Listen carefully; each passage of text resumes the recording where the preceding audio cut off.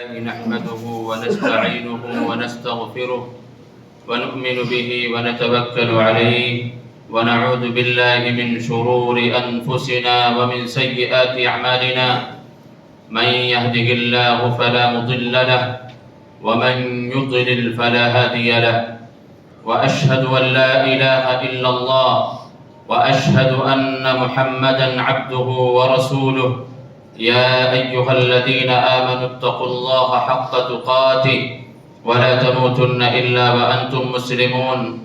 يا أيها الناس اتقوا ربكم الذي خلقكم من نفس واحدة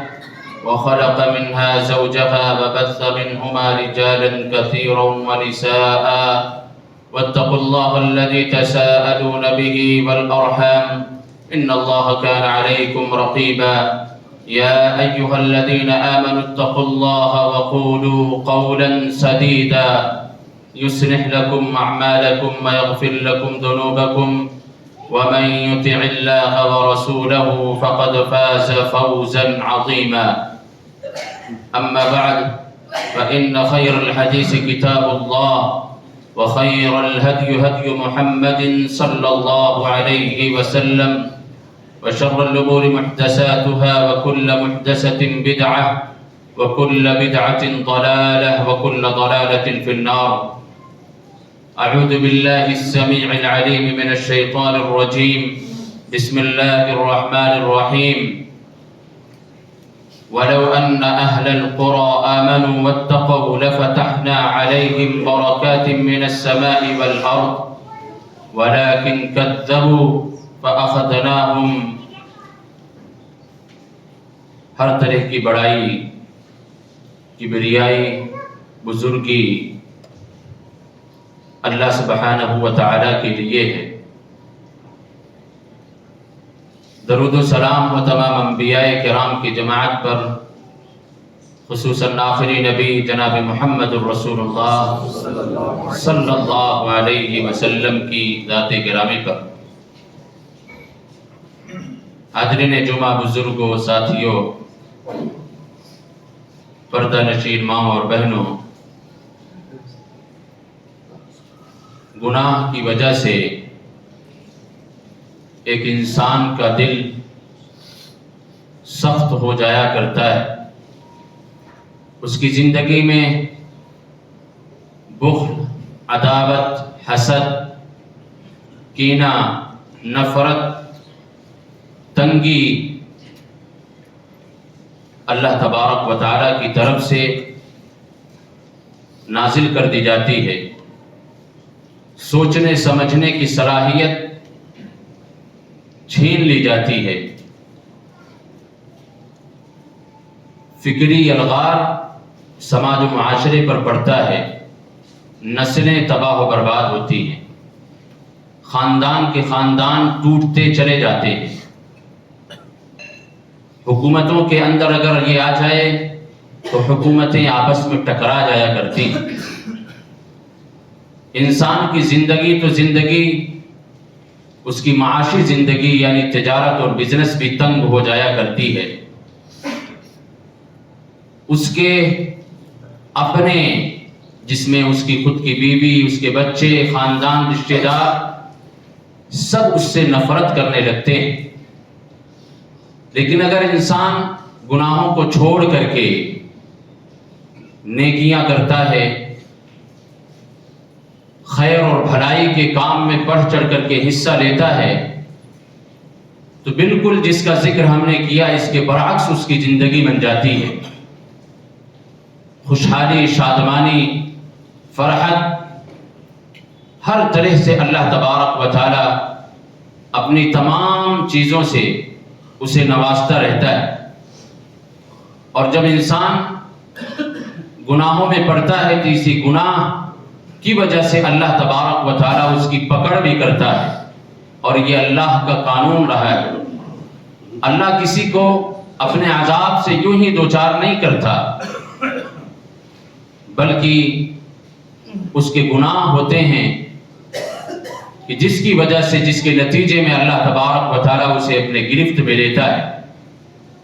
سلف صالحین کا اگر مطالعہ کریں تو وہ خود اپنے بارے میں ذکر کرتے ہیں، بہت سارے ایسے ہمارے اسلاف میں سے ہیں کہ وہ کہتے ہیں کہ جب ہم سے کوئی لغزش ہو جایا کرتی تھی تو میں اس کا اثر اپنی بیوی میں دیکھتا، اس گناہ اور اس غلطی کا اثر اپنی سواری میں دیکھتا کہ ہماری بیوی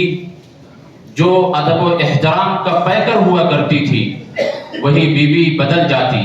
اس کے تیور بدل جاتے، گفتگو کے انداز بدل جاتے، ادب و احترام اس کی زندگی سے نکلتا نظر آتا، اور وہ سواری جو سفر میں ہمارے لیے بہت ہی مفید ہوا کرتی وہی سواری بدکنے لگتی، وہی سواری جب اسے کوڑے لگاتے تو وہ بدکنا شروع کر دیتا۔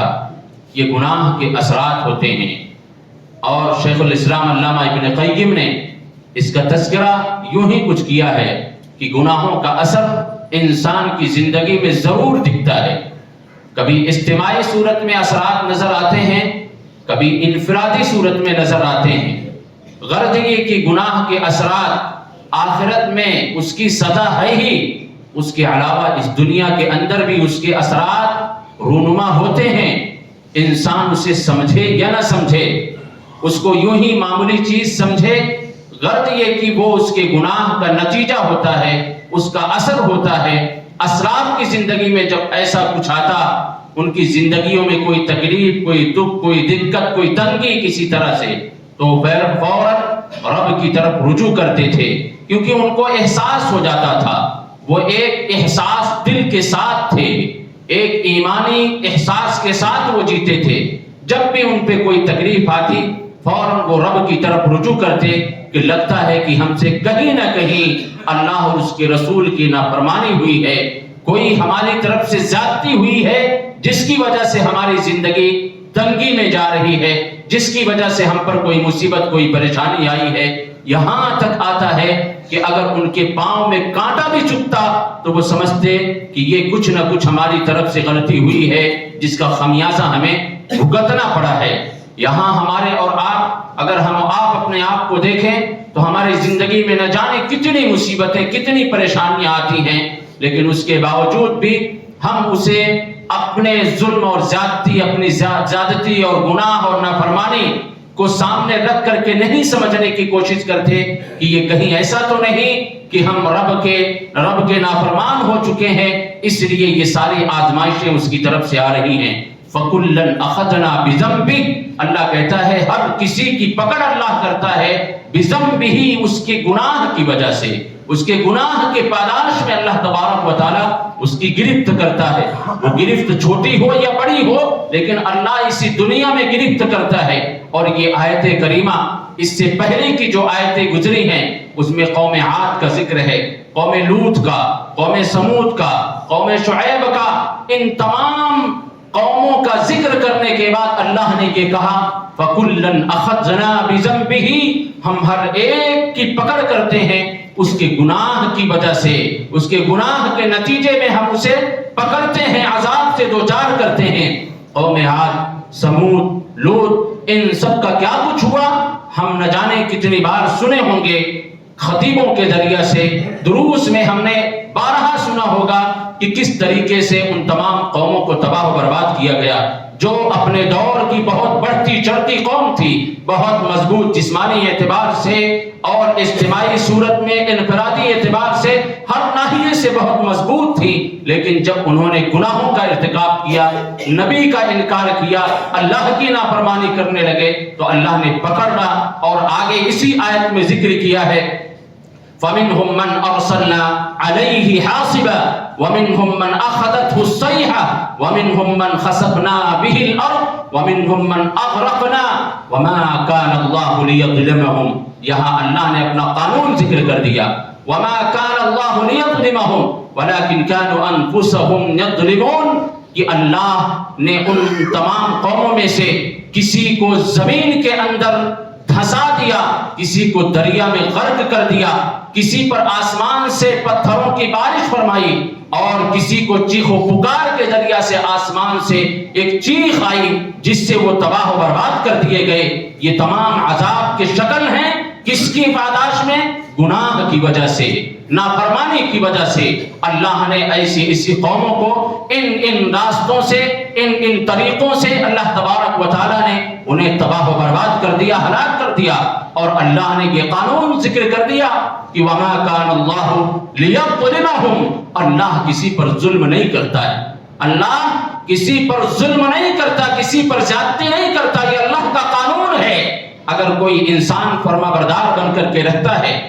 शुक्रगुजारी करते हुए अपनी जिंदगी को गुजारता है, तो अल्लाह खुद कहता है कि हमें क्या जरूरत पड़ी है, मा कान अल्लाहु लियअज़िबहुम, हमें क्या जरूरत पड़ी है कि हम ऐसों को अजाब से दोचार करें, ऐसी की जिंदगियों को तंग कर दें, माशी हालत उनकी तबाह बर्बाद कर दें, जो हमारे शुक्रगुजार बन करके रहते हों। तो अल्लाह ऐसे को हलाक व बर्बाद नहीं करता है। तो ये अल्लाह का कानून है। वलाकिन कानू अनफुसहुम यज़लिमून, लेकिन ये हमारे बंदे हैं, ये जमीन पर बसने वाले हैं, वो जमीन जो हमारी पैदा की हुई है, उन हवाओं में सांस लेने वाले हैं, जो हवा हमने साफ व शफाफ किया है, उन पानियों को इस्तेमाल करने वाले हैं जिसको हमने पैदा किया है, उन तमाम अनाज और गल्लेजात के जरिया से अपनी भूख को मिटाने वाले हैं जिसको हमने पैदा किया है। लेकिन ये ऐसे लोग हैं कि इन तमाम चीजों के होते हुए भी ये अपने आप पर खुद जुल्म करते हैं, ये खुद जालिम है। अगर अल्लाह की पकड़ आए तो कोई भी अल्लाह तबारक व तआला की तरफ उसकी निस्बत न करे, बल्कि खुद अपनी तरफ निस्बत करके अपना मुहासबा करे कि ये हमारे गुनाहों का नतीजा है, जिसकी वजह से हमारी जिंदगी तंग से तंग होती जा रही है, जिसकी वजह से हमारी औलादें नाफरमान बनती चली जा रही हैं, जिसकी वजह से हमारे और हमारी बीवी के दरमियान तालमेल नहीं बन पा रहा है। कुछ ना कुछ नाफरमानियां हैं, कुछ ज्यादतियां हैं, जिसकी बुनियाद पर ये सारा कुछ हमारी जिंदगी में दिख रहा है। आइए गुनाह के असरात हमारी जिंदगी में इज्तिमाई सूरत में, इनफरादी सूरत में कैसे क्या पड़ते हैं, इससे पहले नबी अकरम सल्लल्लाहु अलैहि वसल्लम की एक हदीस से ये जानते चले कि गुनाह कहा किसको जाता है। सौबान रज़ियल्लाहु तआला अन्हु रावी हदीस है, ये कहते हैं अल्लाह के नबी सल्लल्लाहु अलैहि वसल्लम से सवाल किया गया। एक सवाल ये कि अल्लाह के नबी बताया जाए कि नेकी किसको कहते हैं, दूसरा सवाल ये कि अल्लाह के नबी ये बताया जाए सल्लल्लाहु अलैहि वसल्लम कि गुनाह किसको कहते हैं। सिर्फ नेकियों का जान लेना ये इल्म नहीं है, नेकी करना सिर्फ यही इबादत नहीं है, बल्कि नेकी के साथ साथ गुनाह को भी जानना जरूरी है ताकि इंसान गुनाह से बच सके। नेकी कर लेने के बाद गुनाह से अपने आप को बचाना ये कमाल है ताकि उसकी नेकी तबाह बर्बाद ना हो सके। अगर एक इंसान नेकी जानता है, बुराई नहीं जानता, तो मुमकिन है कि वो बुराई में पड़ जाए। तौहीद जानता है, शिर्क का इल्म नहीं, तो मुमकिन है कभी की जिंदगी में शिर्क आ जाए। सुन्नत जानता है, बिदअत नहीं, तो मुमकिन है कभी बिदअत में पड़ जाए। वो अमल तो करता है लेकिन गुनाह भी साथ में करता है। तो जिस तरीके से आग लकड़ियां खा जाती हैं, इसी तरीके से इंसान का गुनाह, हसद, ये तमाम की तमाम वो चीजें हैं जिसके जरिए से उसके हसनात, उसकी नेकियां भी तबाह बर्बाद होती चली जाती हैं। इस तरह की कई हदीसें मौजूद हैं। तो अल्लाह के नबी सल्लल्लाहु अलैहि वसल्लम से जब सवाल किया गया तो आप सल्लल्लाहु अलैहि वसल्लम ने जवाब दिया, अल बिर्रु हुस्नुल खुलुक, नेकी अच्छे अखलाक का नाम, नेकी अच्छे अखलाक का नाम है। यानी आप सल्लल्लाहु अलैहि वसल्लम ने एक उसूल बयान कर दिया, यानी जो इंसान तौहीद परस्त हो, जो इंसान रब का फरमाबरदार हो, जो इंसान मुत्तबे रसूल का दावा करता हो, ऐसा मुमकिन ही नहीं हो सकता है कि उसका अखलाक, उसका कैरेक्टर सुन्नत रसूल के खिलाफ हो, शरीयत के खिलाफ हो, ऐसा हो ही नहीं सकता है। यानी हकीकत में वो इंसान नेक है जिसके अखलाक अच्छे हों। फिर पूछा गया कि बुराई और गुनाह के बारे में बताया जाए कि किसको कहते हैं। आप सल्लल्लाहु अलैहि वसल्लम ने बताया, मा हाका फी सदरिक, कि गुनाह उसको कहते हैं कि जिसको करने के बाद इंसान के दिल में, सीने में खटक पैदा हो, इंसान के दिल में जिसके करने पर खटक पैदा हो कि कोई जान न सके। वकरिहता अन यत्तरिअ अलैहि नास, कि जिसको वो नापसंद करता हो कि हमारे इस काम को, हमारे इस फेल को कोई और जान सके। कोई इंसान कहीं पर जॉब करता है, वो आराम से बैठा हुआ, اس کو کام کو پتا ہے کہ یہ کام کرنا ہے، لیکن وہ انسان آرام سے بیٹھا ہے، لیکن اس کے دل میں کھٹک یہ ہے کہ کمپنی کا مالک کہیں آ نہ جائے، مجھے دیکھ نہ لے۔ یہ گناہ ہے، یہ گناہ ہے۔ ایسے یہ انسان کوئی بھی عمل کرتا ہے اور اس کے دل میں کھٹک پیدا ہو اور وہ اس کی چاہت یہ ہو کہ ہمارے اس کام کو، اس عمل کو کوئی دوسرا نہ جان سکے، تو یہ جان لو کہ یہ گناہ ہے، یہ گناہ ہے۔ کیونکہ نیکی کے تعلق سے انسان فکر مند نہیں ہوتا۔ کوئی مسجد آتا ہے تو کیا یہ سوچتا ہے کہ کوئی ہمیں دیکھ نہ سکے، کوئی ہمیں جان نہ سکے؟ کوئی قرآن سیکھنے کے لیے نکلتا ہے تو کیا یہ ارادہ کرتی کہ کوئی جان نہ سکے؟ کوئی عمرہ اور حج کے لیے نکلتا ہے تو یہ کیا یہ اس کی حفاظت کرتا ہے کہ کوئی جان نہ سکے؟ نیکی کے لیے جا رہا ہے، وہ اس کے تعلق سے بے فکر ہوتا ہے۔ اس لیے اللہ کے نبی صلی اللہ علیہ وسلم نے یہ تعریف بیان کر دی کہ دل کے اندر اگر کھٹک ہے تو یہ سمجھو کہ یہ گناہ ہے۔ اور معاشرے کے اندر جو اجتماعی صورت میں اس گناہ کے اثرات ہوتے ہیں وہ یہ کہ انسان اللہ تبارک و تعالیٰ پوری آبادی کو تباہ و برباد کر دیتا ہے۔ بنی اسرائیل کا واقعہ مشہور ہے کہ جس حدیث کو روایت کرنے والے امیر معاویہ رضی اللہ تعالی عنہ وہ بیان کرتے ہیں کہ ان کی عورتوں میں جب بگاڑ آیا، فیشن کا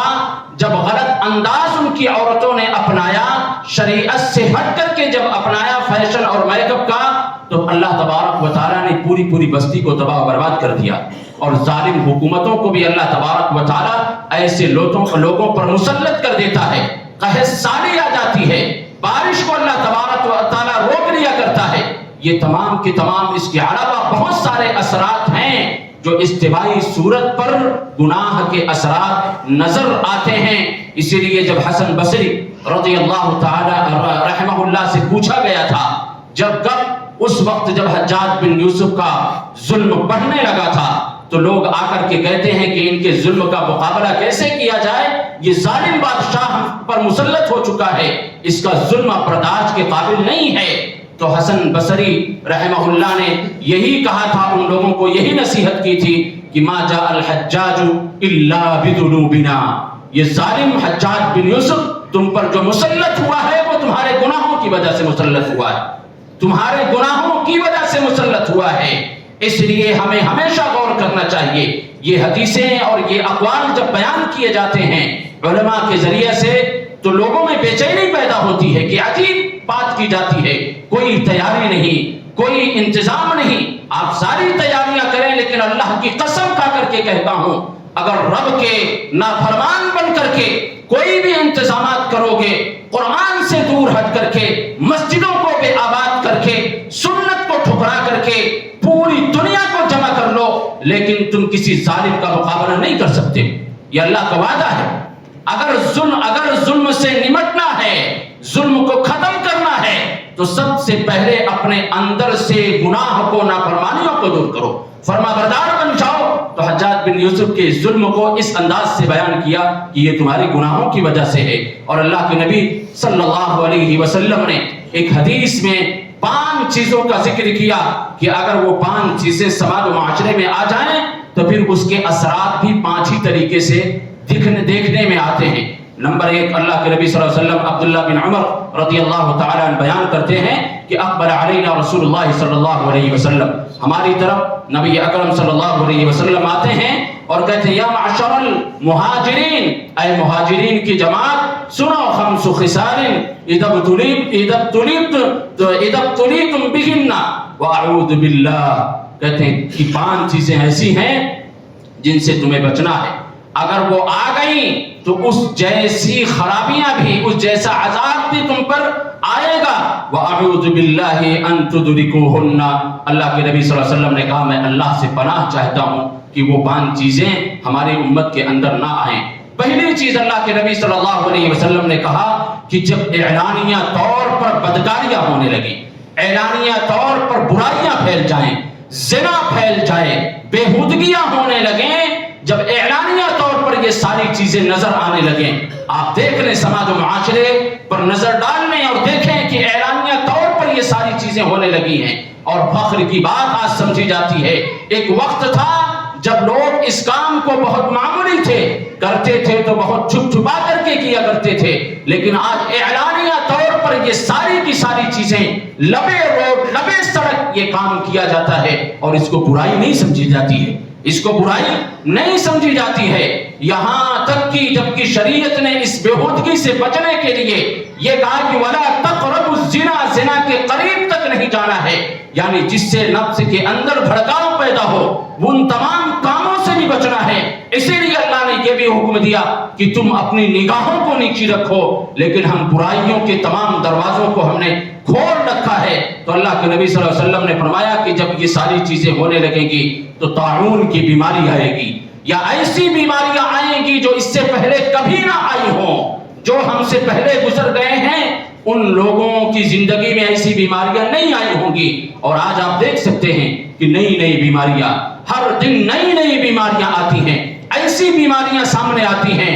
جس کا ذکر ہم سے پہلے لوگوں نے نہ سنا تھا اور نہ دیکھا تھا، نہ سامنا کیا تھا۔ ایسی بیماریاں آتی ہیں تو اللہ کی طرف سے کب یہ چیز ہوتی ہے؟ جب انسانوں کے اندر اعلانیہ طور پر بےہودگیاں ہونے لگیں اور بے شرمی کو اللہ تبارک و تعالیٰ نے جو یہ حکم دیا ہے کہ تم شرم کو اپنے حفاظت میں رکھنا، شرم کے ساتھ زندگی گزارنا، حیا کے ساتھ زندگی گزارنا، جب اس کی پامالی ہونے لگے گی تو اس طریقے کی چیزیں رونما ہوگی۔ دوسری چیز، دوسرا گناہ جب سماج و معاشرے میں آئے گا، وَلَمْ يَنْقُصُ الْمِكْيَالَ وَالْمِيزَانَ، کہ جب مارکیٹ کے اندر بے ایمانی ہونے لگے، ناپ و تول میں کمی ہونے لگے، لوگ دھوکہ دینے لگے، دھوکہ سے کام کرنے لگے، تو اللہ کے نبی صلی اللہ علیہ وسلم نے فرمایا کہ فقر و فاقہ، قحط سالی اور ظالم بادشاہ مقرر کر دیا جاتا ہے۔ یہ تین طرح کے عذاب، اور یہ معمولی چیز نہیں ہے۔ ساری قوموں کا آپ مطالعہ کر لیں، قرآن کریم کے اندر قوم شعیب علیہ السلام کی قوم کو اسی گناہ کی وجہ سے تین عذاب ان پر جمع کر دیے، تین عذاب ان پر جمع کیا۔ شرک کے ساتھ یہ ان کے اندر موجود کہ کاروبار بزنس میں دھوکہ دھڑی، ناپ تول میں کمی کیا کرتے تھے، تو اللہ تبارک و تعالیٰ نے ان پر زلزلہ بھی نازل کیا، آسمان سے آگ بھی برسایا،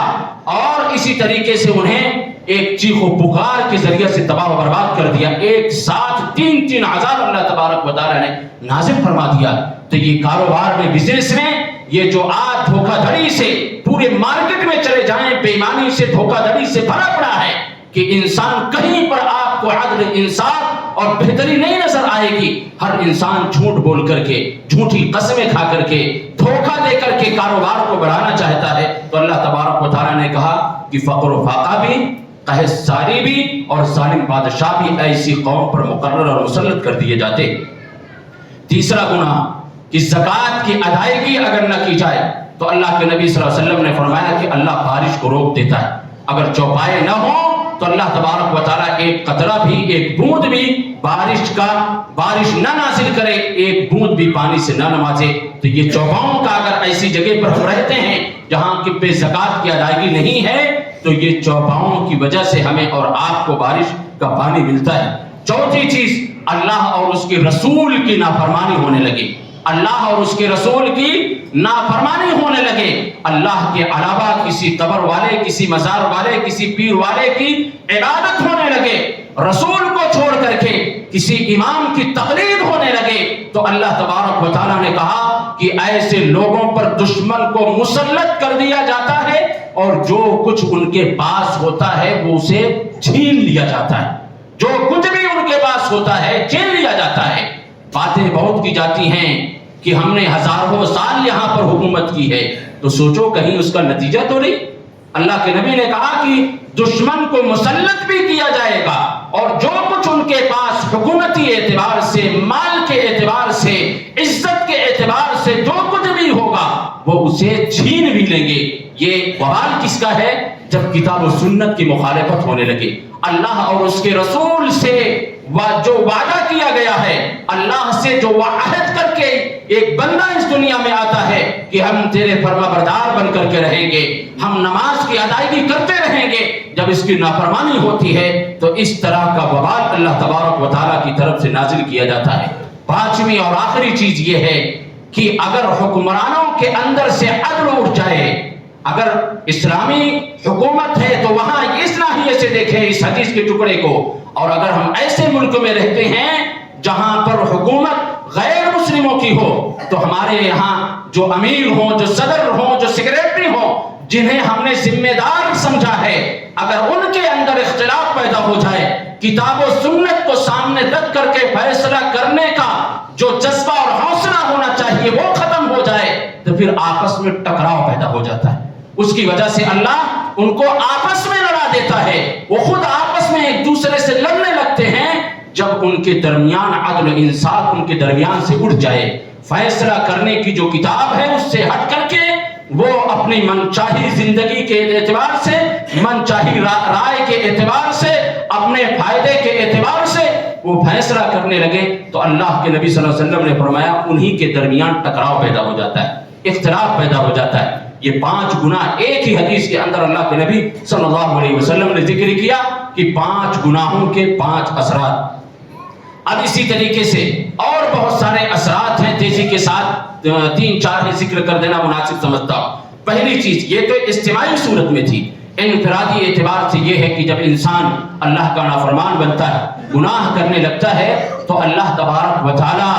دوسروں کے دلوں میں اس کے تئیں نفرت ڈال دیتا ہے، اس کے گھر والے اس سے نفرت کرنے لگتے ہیں، رشتہ دار دوست احباب اس سے دور بھاگنے لگتے ہیں، اور جب انسان نیک بن کر کے رہتا ہے تو اللہ تبارک و تعالی لوگوں کے دلوں میں اس کے تئیں نرمی، اخوت و بھائی چارگی اور محبت ڈال دیتا ہے۔ اللہ کے نبی صلی اللہ علیہ وسلم کی بڑی مشہور حدیث ہے کہ اللہ تبارک و تعالی جب اپنے فرمانبردار بندوں سے خوش ہوتا ہے تو اس سے محبت کا اعلان کرتا ہے۔ پھر جبریل بھی کہتے ہیں کہ ہم بھی اس شخص سے محبت کرتے ہیں جو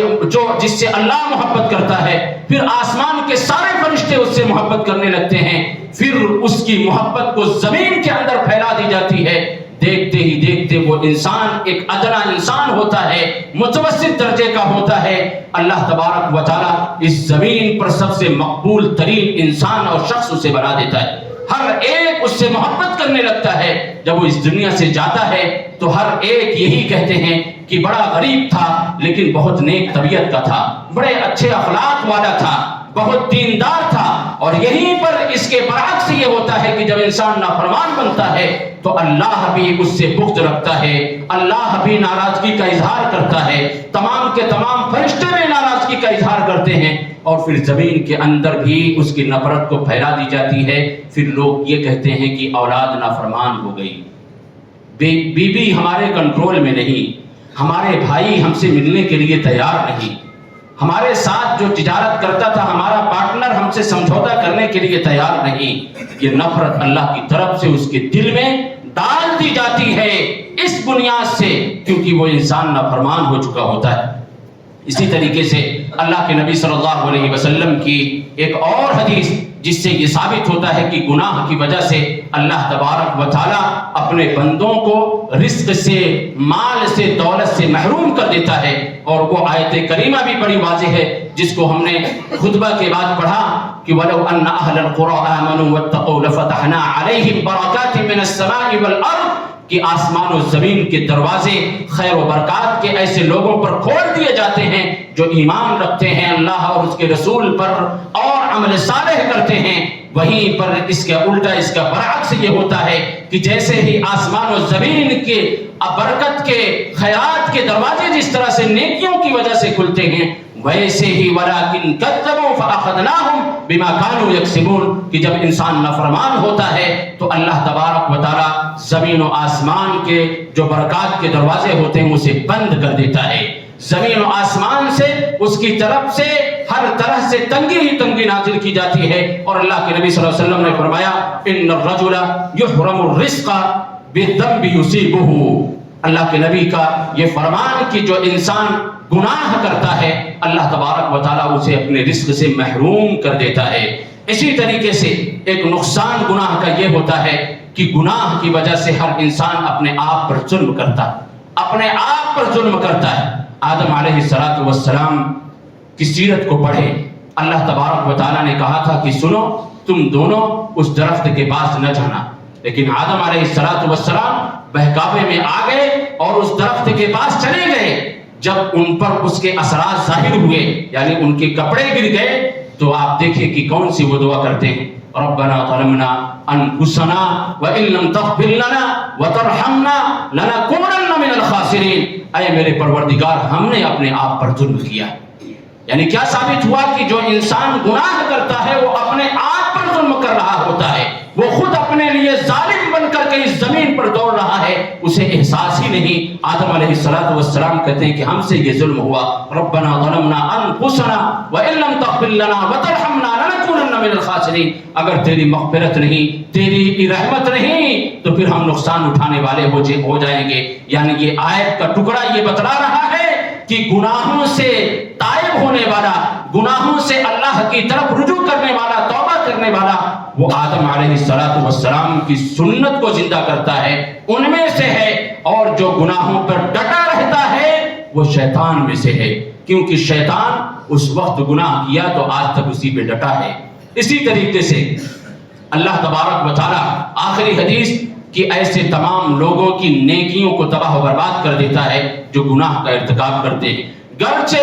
گناہوں کا ذخیرہ پہاڑوں جیسا ہو لیکن اللہ تبارک و تعالی برباد کر دیتا ہے۔ ثوبان رضی اللہ تعالی عنہ بیان کرتے ہیں، اللہ کے نبی صلی اللہ علیہ وسلم نے کہا، میں اپنی امت کے لوگوں میں سے ایسے کو جانتا ہوں کہ جو قیامت کے دن تہامہ پہاڑیوں کے برابر نیکی لے کر کے آئیں گے، نیکی لے کر کے آئیں گے، ہباء منثورا، لیکن اللہ تبارک و تعالی ان کی تمام نیکیوں کو اڑا دے گا، ختم کر دے گا۔ ثوبان رضی اللہ تعالی عنہ پریشان ہو جاتے ہیں، کہتے ہیں یا رسول اللہ صفهم لنا، ان کے صفات کیا ہوں گے، ان کی پہچان آپ کرا دیں تاکہ ہم ان سے بچ سکیں، کہیں ایسا نہ ہو کہ انہی کے ساتھ ہم مل کر کے زندگی گزاریں۔ گنہگاروں سے بچو، یہ حدیث کا ٹکڑا بتا رہا ہے۔ اگر جس کو ہم جانتے ہیں کہ یہ گنہگار ہے، نافرمان ہے، یہ مشرک ہے، یہ بدعتی ہے، تو ان سے اپنے آپ کو بچا کر کے رکھیں، ان کی صفات، ان کی خصلتوں سے اپنے آپ کو بچا کر کے رکھیں۔ اگر بدعتی سے ہمارا تعلق، مشرکیوں سے ہمارا تعلق، نافرمانوں سے ہمارا تعلق، بے نمازیوں سے ہمارا تعلق ہے تو آپ یہ جان رکھو کہ اس کا کچھ نہ کچھ اثر آپ کی زندگی میں آنا ہی ہے، آنا ہی ہے۔ تو ثوبان رضی اللہ تعالی عنہ نے کہا کہ ہمیں بتایا جائے تاکہ ہم ان سے بچ سکیں، اپنے آپ کو بچا سکیں۔ تو اللہ کے نبی صلی اللہ علیہ وسلم نے کہا، اما انہم اخوانکم، وہ تمہارے بھائی ہوں گے،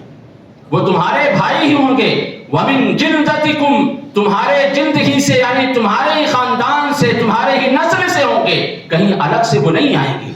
تمہارے ہی بھائی، تمہارے ہی قبیلے کے، تمہارے ہی خاندان کے ہوں گے۔ وَيَأْخُذُونَ مِنَ اللَّيْلِ كَمَا تَأْخُذُونَ، جس طریقے سے تم راتوں میں اٹھ کر کے قیام اللیل کا اہتمام کرو گے، تہجد پڑھو گے، تلاوت قرآن کرو گے، ایسے ہی وہ بھی کریں گے، ایسے ہی وہ بھی کریں گے، تہجد کا اہتمام، تلاوت قرآن کا، صدقہ و خیرات کا، سب کچھ کریں گے۔ وَلَكِنَّهُمْ أَقْوَامٌ إِذَا خَلَوْا بِمِحَارِمِ اللَّهِ انْتَهَكُوهَا، لیکن ان کے اندر کمی یہ ہوگی کہ جب وہ تنہائی میں ہوں گے، گناہ کا موقع ملے گا تو وہ گناہ کر بیٹھیں گے، گناہ کا جیسے ہی موقع ملے گا وہ فوراً کر بیٹھیں گے۔ آج انسان اپنی اجتماعی زندگی بھی دیکھے، انفرادی زندگی پر بھی غور کرے کہ کہیں لوگوں میں اچھا بن کر کے رہ تو نہیں رہا ہے اور اس کی تنہائی کی زندگی گناہوں کی دلدل میں پھنسی ہے۔ اگر ایسا ہے تو آپ مجمع میں جو خیر اور بھلائی کا کام کر رہے ہو ہباء منصورا کر دیا جائے گا۔ اللہ کے نبی صلی اللہ علیہ وسلم کا یہ فرمان ہے۔ آج تنہائیوں کے گناہ بہت زیادہ ہیں، اور جب سے یہ موبائل آیا تنہائی ہی میں انسان زیادہ گناہ کرتا ہے۔ اپنی تنہائی کو بچائیں، اپنی خلوت والی زندگی کو بچائیں۔ جب آپ خلوت میں ہو، تنہائی میں ہو، گناہ کا احساس بھی دل میں پیدا ہو، ذہن میں آئے کہ اکیلے ہو، یہ گناہ کر سکتے ہو، یہ کام کر سکتے ہو، تو اس وقت یہ حدیث ذہن میں رکھنا کہ اللہ کے نبی صلی اللہ علیہ وسلم نے کہا کہ پہاڑیوں کی برابر نیکی ہوں گی، ہباء منصورا، اللہ اسے اڑا دے گا، ختم کر دے گا۔ کیوں؟ کیونکہ ہم تنہائی میں گناہ کریں گے۔ اللہ تبارک و تعالیٰ سے دعا ہے کہ اللہ تبارک و تعالیٰ ہم تمام کی تنہائی کو محفوظ فرمائے، ہماری اجتماعی زندگی جس طریقے سے خیر اور بھلائی میں ہو ویسے ہی تنہائی والی زندگی، خلوت والی زندگی بھی اللہ تبارک و تعالیٰ بنا دے، جب تک زندہ رکھے، دین اسلام پر زندہ رکھے، وفات و دین اسلام پر ہو۔ آمین، تقبل یا رب العالمین، وآخر دعوانا الحمدللہ رب العالمین۔